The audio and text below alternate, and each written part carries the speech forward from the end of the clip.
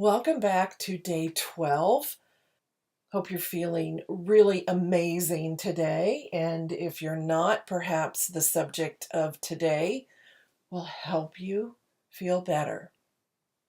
I want to say first that I have the permission of my client to share this experience and her permission to use her first name, which is Terry. Primarily, my work is that of a medical intuitive. But intuition cannot be put into a box. Intuition is not a one-lane country road.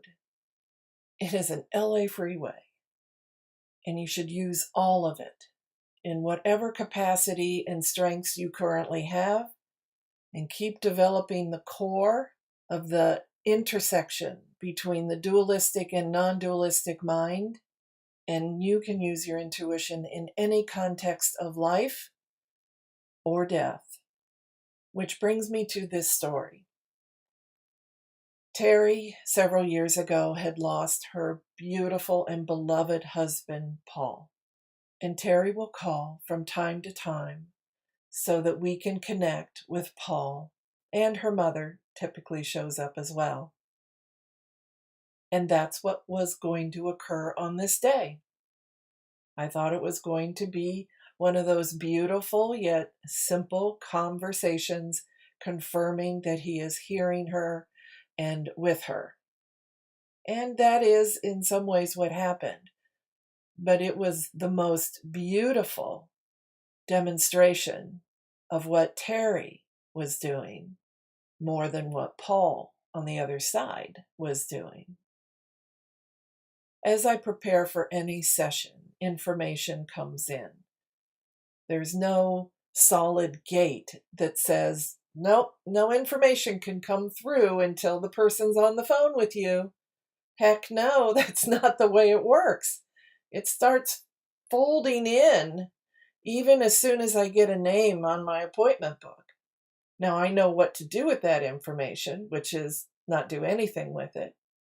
But in this case, as I was preparing for the session, I heard from Paul, and what he said was, "We hear you."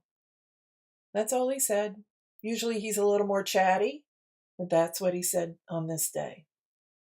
I begin every session, whether it is speaking with a loved one from the other side, looking at bone density, looking at an energetic structure that's out in the field, or any physical aspect, I always begin with the beginner's mind, that sense of openness and innocence of a child, the curiosity of not knowing what I'm going to encounter or what is going to be presented. I can begin no other way, and no intuitive should begin any other way. The field is wide open, and not just the energy field. I'm talking about the collective conscious field. It's all right there. All those layers of dimension simultaneously teeming with information, data, and life, and living light. The phone rings.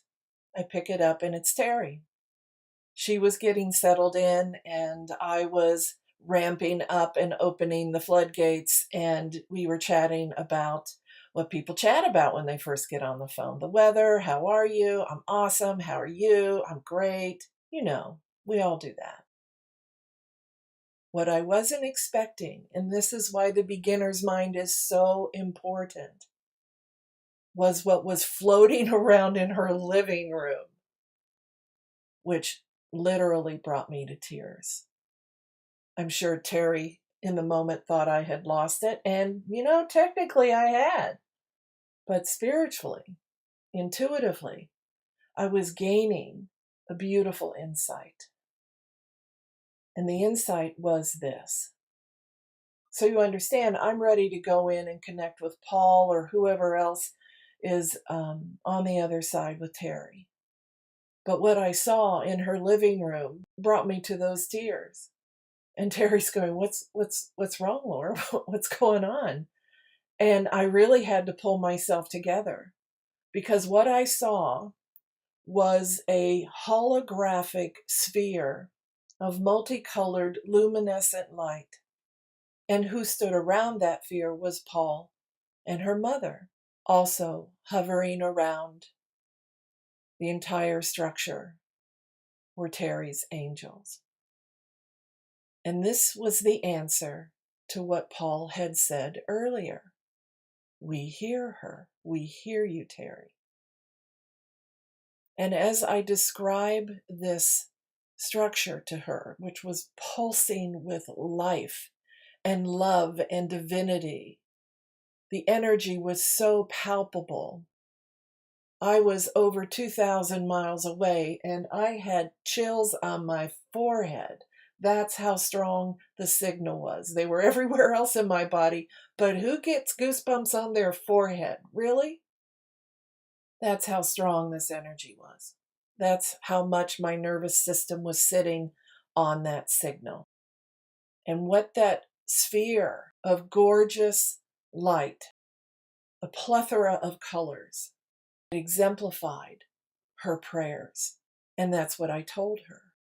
Because all those standing around that sphere of light, of living, beautiful, stunning light, pulsating and undulating and vibrating with purity of heart and love, that structure exemplified her prayers. She manifested that. She did that.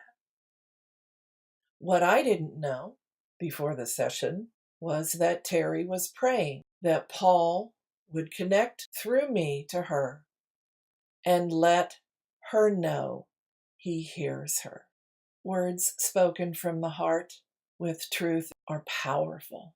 All words are powerful and create energy, whether it's a sphere of influence of this level of divine living light or jagged criticism forming shards of energy that can slice through not only us, but another person. Our conscious mind creates energy. Our unconscious mind, meaning the part of us that is asleep, upset, egoic, hurt, suffering in some way, those words too create energy.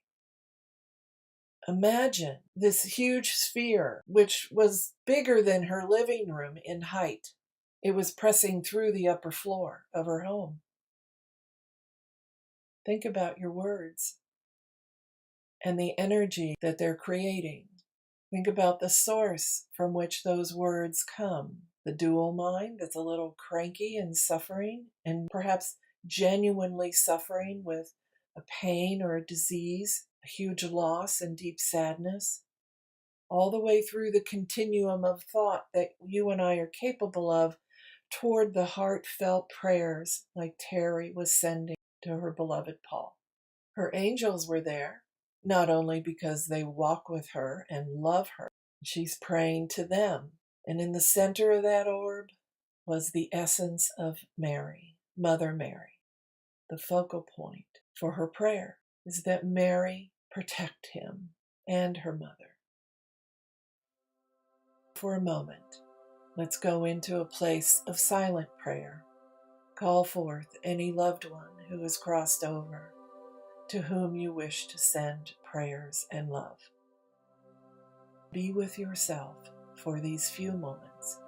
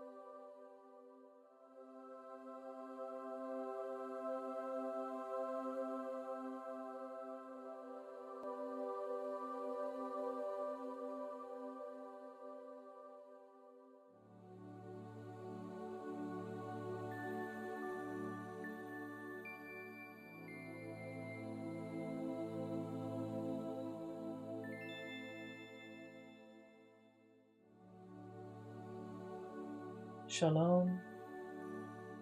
Svaha. Om Shanti. Amen.